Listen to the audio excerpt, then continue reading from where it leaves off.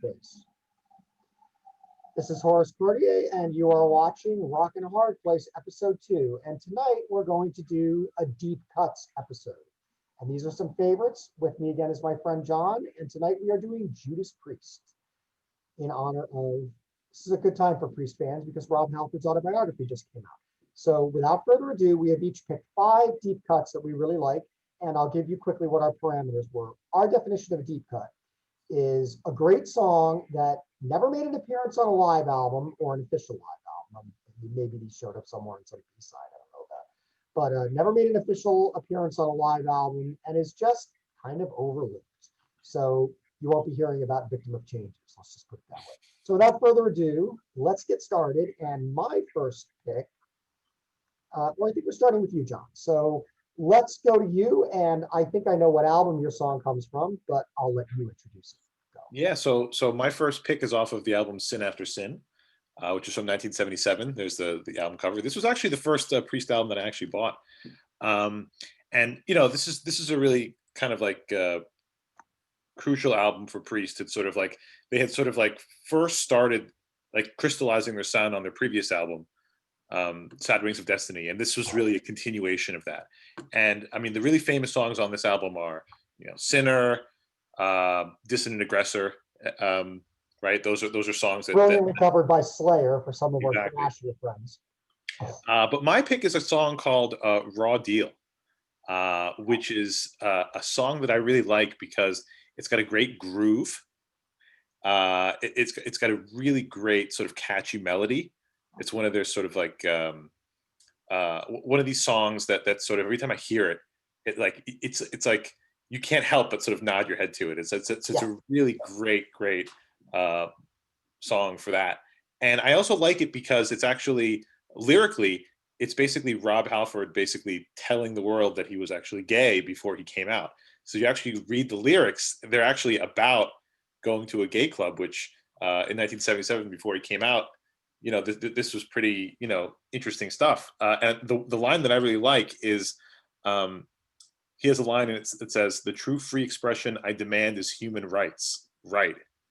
So very sort of progressive song. It's got, you know, it takes place in a club on Fire Island, and it's got sort of a great sort of snapshot in time sort of feel to it. So I really like this song. It's one of those songs that sort of has been forgotten, and it's a fantastic song and has been forgotten. There's actually quite a few couple of quick interesting things about this song. Number one, everything you said is right. I think you pretty much nailed it in terms of why it's so great musically. But in other ways, it's also quite fascinating. Originally, if you have the original the vinyl, the lyrics were misprinted because I guess the record label sort of figured out what was going on, and they didn't really want to like get the cat out of the bag here. So it actually has different lyrics to like make this a little bit more confusing. And there's a really great story, which actually ties into what just came out in the last couple of weeks, is Rob Halford's autobiography, Confess, which I suggest everyone pick up. It's a really good read. I've been reading it this week. It's fantastic. And Rob actually has a very interesting story about that song, which is he comes out and admits exactly what you just said, which is that it was his secretly coded coming out song. And he tells a story about being in Phoenix, Arizona at a record store signing, and a guy came up to him. He was you know, doing the signing autographs of the albums and seated with all the guys. And a guy came up to him and whispered in his ear as he was signing his book. He said, "Is that song Raw Deal about being gay?" And Rob Halford actually thought in his mind, he said, "Wow, have I found the man who has figured out my secret message?" So that's a great story. And of course, now it also brings you to another really interesting thing about that song and about Priest in general is I'm a huge Judas Priest fan, but I do believe that their lyrics got kind of silly and a little on the kiddie rock end, you know, and that was part of Halford's image, you know, screaming metal monsters and, you know, just like uber metal. But early Priest, which we'll be talking about quite a bit in this show, had a much more esoteric and sort of interesting lyrical slant. So I feel like they lost a little of that as they became really popular. As much as I love stuff like Free Will Burning and Screaming for Vengeance, it's not as lyrically interesting as Raw Deal, Let Us Pray. You know, there's a lot of Tyrant has a brilliant lyric. You know, so it's sort of interesting that they sort of gave up a little bit of that when they became like superstars. All right. So what's And on your that note, we'll lead into my first song, which actually is going to send us a little back in time. I'm pulling from my complete albums collection, which was a really nice box that was done in Europe. They put all the studio albums and a couple of live albums in that box. Okay, so my first pick is from the neglected and sort of forgotten first Judas Priest album, Rock'n'Rolla, and it's Never Satisfied. And what's interesting about this song is when Judas Priest were first getting out of the gate, they didn't really have an identity. So they didn't really tell whether they were sort of more on the doom side or the metal side or the hard rock side. But there's some very interesting stuff on this album. And what I like about this song is it's kind of a loping boogie number, but it's got like some good groove. And it's a sound that Judas Priest didn't really explore too much. So if you want like da da da, that kind of like loping boogie, Never Satisfied. It's got a very good Halford vocal, which is another thing about early Priest is right out of the gate, Rob had one of his very distinctive voices. It didn't sound like anybody else. And it's sort of what I call the heavy metal Freddie Mercury.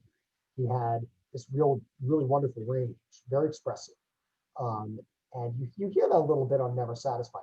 There's some other interesting stuff on the album, but I'm not sure it totally works. There's like a 10-minute song called Winter Deep Freeze. So they were definitely still finding their feet. And of course, by the time they got to Sad Wings of Destiny, they were pretty much firing on all cylinders. So this is the less focused album, but it's got a couple of gems on it, and Never Satisfied for me is one of them. So if you want like a good obscure Priest track, that's it for me. Yeah, I almost went with Winter for my list, but it's a really interesting eclectic album, so that's a great pick. Yeah. More Priest fans should go back and sort of rediscover that record. Absolutely. Back over to you, John, for your next one. My next pick is from Stained Class, and this is my favorite Priest record, and it's actually that's Sin After Sin again. Oh, Stained Class. Good catch. And it's now on Stained Class. So here we go, guys. Listen to my favorite Priest album covers.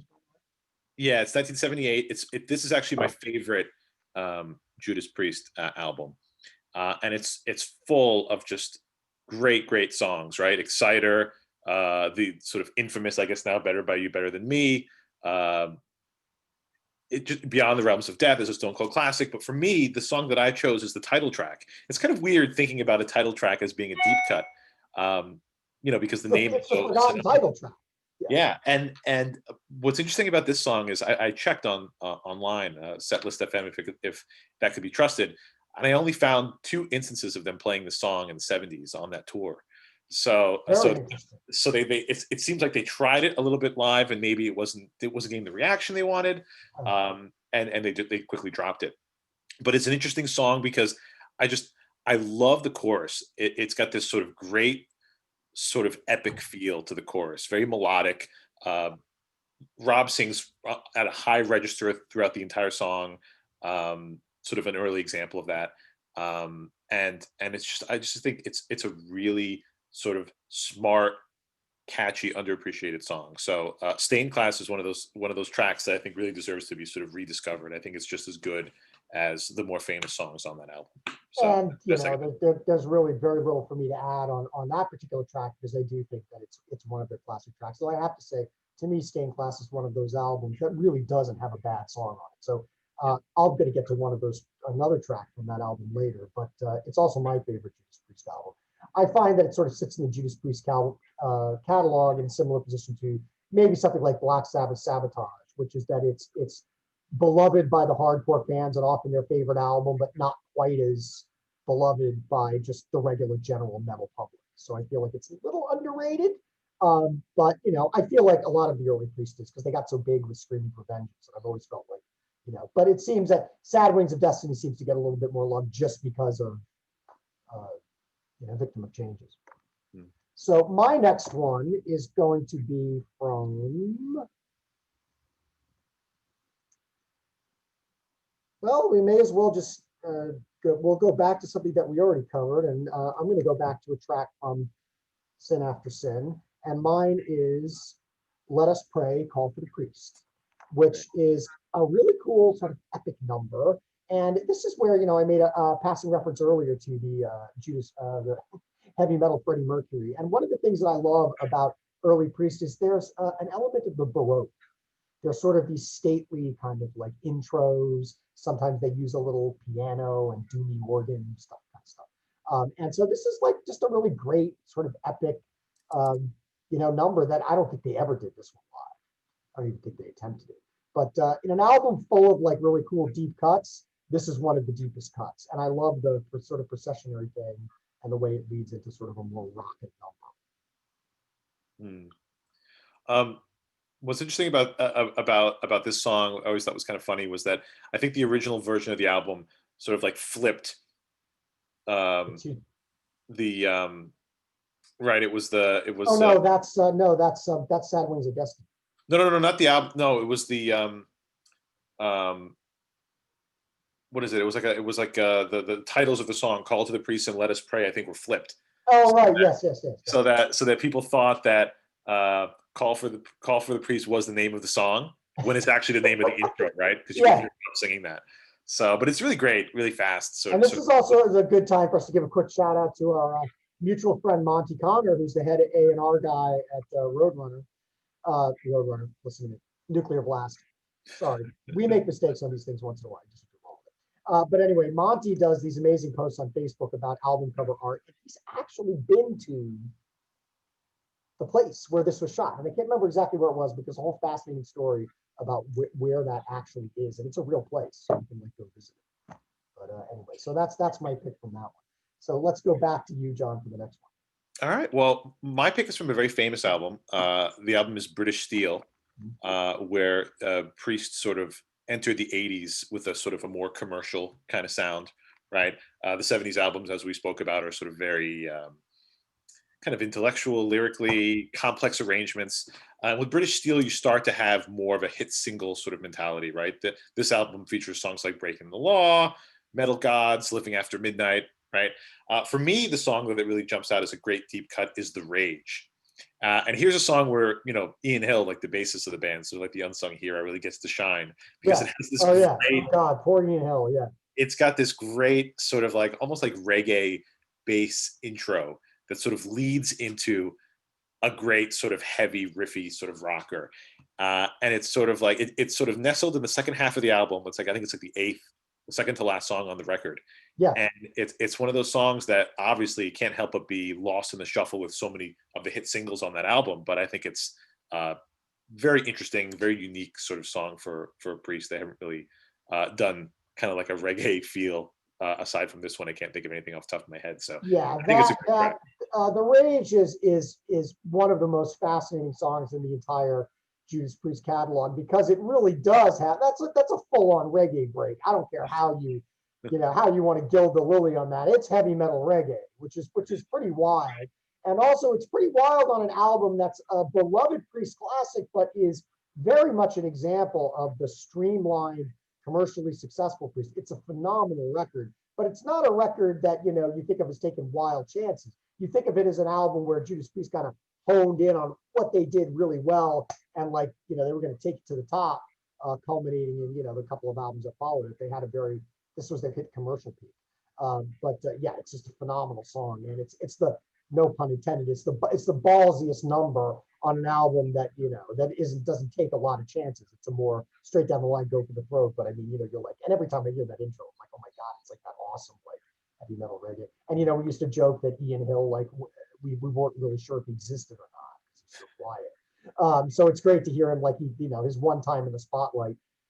He's as great as John Paul Jones. So props to Ian Hill for that song. I love The Rage.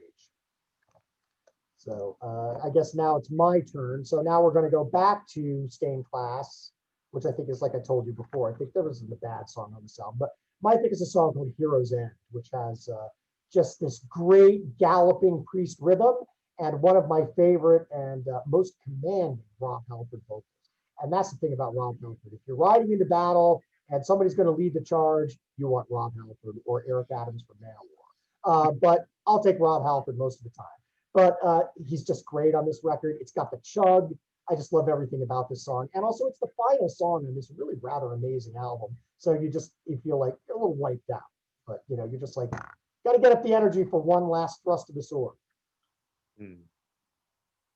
That's a great song. It's one of my favorites on that album. It's fantastic. And also Yeah. another like interesting kind of deep lyric.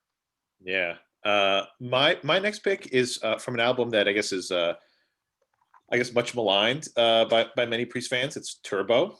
That's the album. And for me, this album is very obviously very patchy. There are three songs on it that I really like. Uh, One of them is the title track "Turbo Lover" is great.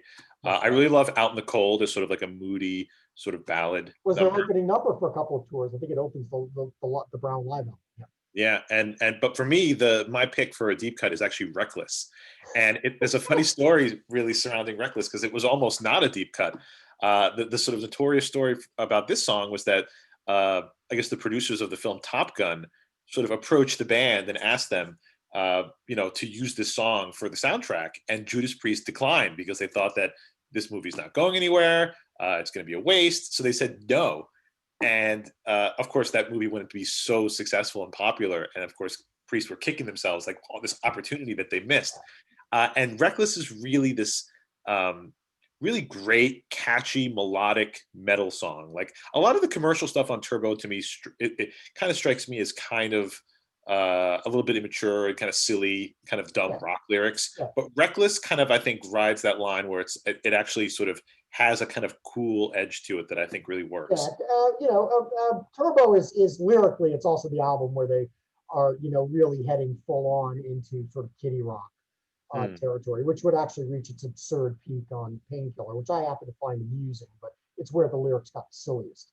So, you've also got like Rock You All Around the World, Private Property, Private Property. It's sort of like almost heading into Twisted Sister territory. But yeah, that is a great song. Reckless is a great song. There's a couple of really good rockers on it, and I actually like that sort of interesting synthesized guitar sound. So I don't really have a problem with Turbo. I like it, but it's a great song, and the other funny thing about that song is that it led to one of the worst Priest songs ever, which on the following album, Ram It Down, their cover of Johnny Be Good, which is a low point of the band. Yeah, which was basically like it didn't work for Top Gun, so let's try to sort of shoehorn in this really cheesy cover, I guess you could call it, of the Chuck Berry classic, and it's just one of their worst tracks ever. So you have a great underrated cut from one album inspiring one of their worst sort of songs in the follow-up. So that's my choice.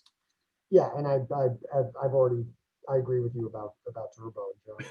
Okay, so now we're heading into the final stretch. We're already, we're going to try and keep this, tighten it up a little bit on speed. So my next one is a pick also from Sad Wings of Destiny.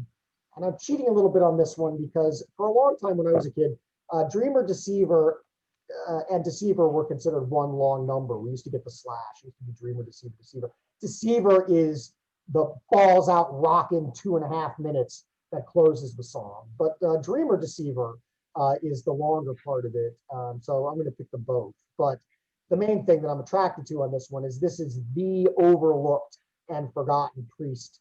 I don't even want to call it a power ballad because it's not really a power ballad. One of the things that's interesting about the mellower Judas Priest stuff is I've talked earlier about the Baroque elements, where they sound a little bit like Queen, and they sound a lot like Queen on the opening of this, which has a processionary opening that sounds a little bit like, As It Began, or, White Queen or something on, Queen. It could be on Queen too. And it's a phenomenal Rob Halford lyric. And it's just it's a dirge, but it's a beautiful dirge. It's a little medieval and has an interesting lyric. And it ends with that really great, like almost, the song, The Ripper, that like super fast kind of like pounding ending. It's really a perfectly constructed power ballad. And most of us give all the love to Beyond the Realms of Death, which is an absolutely phenomenal song. But I've always felt like Dreamer, Deceiver, Deceiver is the forgotten Priest death dirge, power ballad, whatever you want to call it. But it's just phenomenal. It's one of my favorite songs on another almost flawless album. Yeah, and there's a great sort of clip of it. Or I guess they performed it when the album first came out. Yes, they did. From the Old Grey Whistle Test. Yeah, it's a wonderful live version of it. I think it's also got Rob wearing the robes. This is before they got the leather. He was dressed sort of like a monk. Yeah, but it's fallen by the wayside, right? But it really deserves to sort of be. I mean, it's and it's funny. I was talking with a number of metal fans about great Priest ballads, and everybody was like, All right. Well, my last pick is from Painkiller, which is, I guess a lot of Priest fans sort of cite this as like a favorite album of theirs. Yes, Um, especially people that like the heavier end of Priest. yeah, I mean, I like the album. I think it's really good. I think it suffers from that problem that we were talking about before about really sort of like cheesy, bad lyrics. Some of the lyrics, I think, kind of like spiral into sort of Yeah, self-parody. Painkiller is the apex. Yeah, but musically, you can't fault this album. It's a Musically, this is phenomenal. fantastic. And One Shot at Glory, which is sort of like the last sort of track on the album, for me, is the one that sort of does the best job of sort of evoking that sort of majestic sort of, it's become a cliche, but that sort of like majestic metal lyric theme, One Yeah. Shot at Glory, without sort of teetering into sort of like cheesy sort of lyric sort of a feel, right? To me, this song Right. sort of actually does a good job. It's my second favorite song on the album, following the title track, right? Those two songs, Painkiller, which begins the album, and One Shot at Glory, which sort of ends it on this very sort of triumphant note. Yeah. I think it's fantastic. I mean, um, I've heard Priest play a bunch of stuff off this album. I've heard them play Hell Patrol, Leather Rebel, Between the Hammer and the Anvil, Nightcrawler, Touch of Evil. Like there's like maybe half of this record I've seen represented in sort of various times I've seen them live and live albums. Right. One Shot at Glory, I think, really deserves though that. Yeah, and it's never. I don't think it's ever been on a live album. I don't know if they've ever played it live. I know at the last couple of tours they were playing like at least one or two deep cuts, and we got Saints in Hell on the last tour that I saw. But yeah, and it's a phenomenal song. And this is another album where musically there really aren't any weak links in the chain. So for my last one, which I think is really the way that we're going to end this, because I think we both agree on it, this is probably the most divisive song in the entire Judas Priest catalog. And as our esteemed fellow critic Martin Popoff just can't stop talking about how much he can't stand the song. So without further ado, we give you Loch Ness from Angel of Retribution, which is a song that split the metal community right down the middle. It's funny because we were talking a lot tonight about Judas Priest, and sometimes their lyrics are a little silly. These lyrics are so gloriously ridiculous that they just add to the absolute insanity. And I find that this thing is it's like the most metal song ever written. It's about a giant sea serpent creature with like this hugely melodramatic chorus with, Rob intoning, Loch Ness, confess the terror of the deep. It's absurd, but we love it. I just can't get enough of it. And then I also say it's 14 minutes long. Yeah, so I've been slamming Priest a lot on this show for some of their sort of cheesy lyrics, but for some, I think like this, goes so far on the deep end of just ridiculousness It's almost that it becomes sublime, right? It sort of teeters over into sort of this territory where it's like, okay, I have to surrender. The sublime. you can't help but sort of really get and into honestly, you can't help but have a smile on your face. And by the way, for anybody that's interested in this, I tell you, this will be your ultimate YouTube search. Type in Werner Herzog Judas Priest, and you will find a fan-made video of Loch Ness set to the movie Incident Loch Ness, and you'll see German director Werner Herzog, searching for the Loch Ness monster while Judas Priest's Loch Ness plays in the background. It's perfect. So if you like German expressions, whatever, I'm not even getting into it. But if you might not even know Werner Herzog is, you'll still love the video. But I think it's a phenomenal song. And That's a great pick. I'll say that Rob Halford, I think, also likes the song too.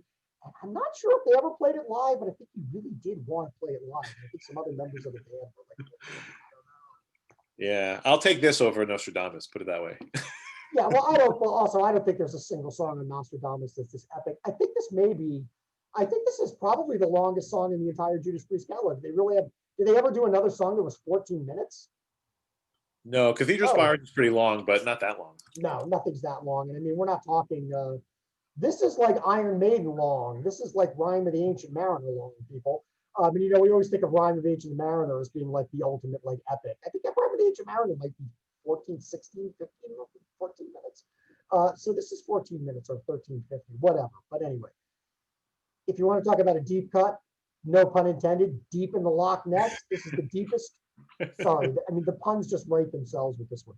But I think you found your thumbnail. Just get a I found my picture of the thumbnail. Loch Ness Yeah, I monster. think I need like Judas Priest Loch Ness monster like messing me up. But anyway, this is the deepest of deep cuts, and it's on a very strong album, by the way. I mean, as far as like Reformation albums go, Angel of Retribution is like right up there with some of the best. So it's in the Brave New World Iron Maiden category. I was just gonna say that. I mean, it's on that sort of caliber. It's All right, it's they a got really everybody back together and they deliver the quality. And also, I would suggest that everybody, as I showed you earlier, check out Rob Halford's book, his autobiography, Confess. He's got a lot of great stories about all this stuff. And keep listening to Judas Priest. So this is Rock in a Hard Place, and saying good night, and we will see you again soon.